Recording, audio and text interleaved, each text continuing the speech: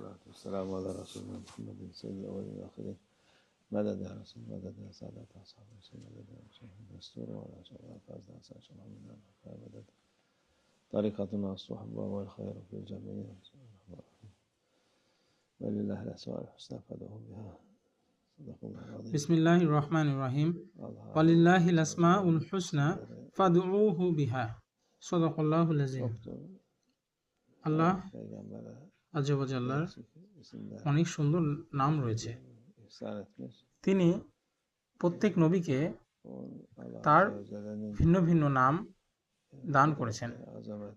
আল্লাহ আযজা ওয়া জাল্লার ক্ষমতা এবং তার মহিমা এটি অসীম।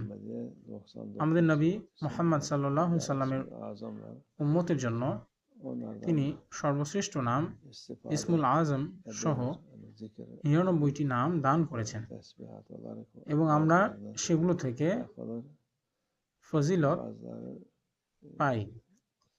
কিছু নাম জিকির এবং তাসবিহ হিসেবে পড়া হয়, আর কিছু নাম যা শুধুমাত্র আল্লাহ আযজা ওয়া জাল্লার জন্যই নির্দিষ্ট, তা অন্য কাউকে দেয়া হয়নি। কিছু নাম সাধারণ মানুষদের জন্য এবং নবীগণ তারাও ব্যবহার করতে পারেন, আর কিছু নাম যা সম্পূর্ণভাবে বিশেষায়িত, অর্থাৎ সুতরাং অবশ্যই আমরা অন্যান্য নবীদের দেওয়া সমস্ত নাম জানি না, কারণ আদম আলাইহিস সালাম থেকে শুরু করে সকল নবীকে হাজার হাজার নাম এবং ভিন্ন ভিন্ন নাম দেয়া হয়েছে। কিন্তু বিশেষ করে আমাদের নবী মুহাম্মদ সাল্লাল্লাহু আলাইহি সাল্লামের উম্মতের উপর দেয়া অর্পিত ৯৯টি নাম, এই প্রত্যেকটি নামই বরকতময়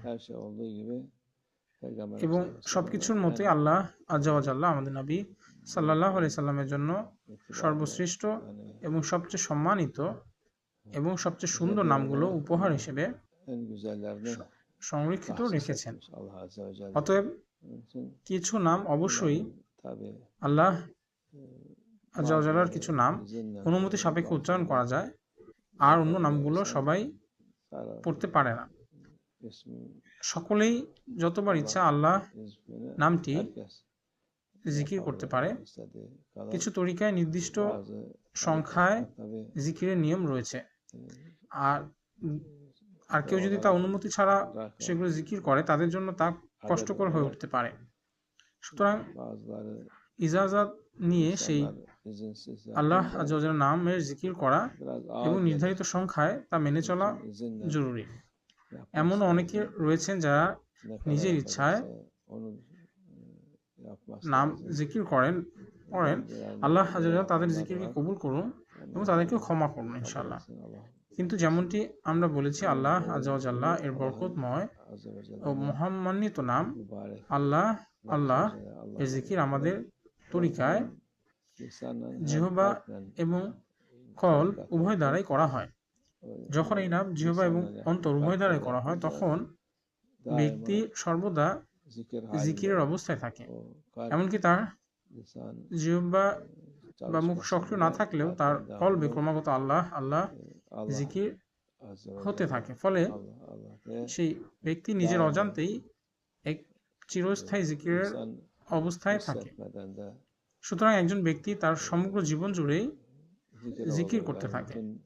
আল্লাহ আযজা ওয়া জাল্লা এর বরকতময় নামের যত বরকত রয়েছে তা সেই ব্যক্তির ঈমান এবং তার শরীরকে শক্তিশালী করে এবং সেই নামের মাধ্যমে তার অন্তর এবং তার শরীরে নূর বর্ষিত হয়।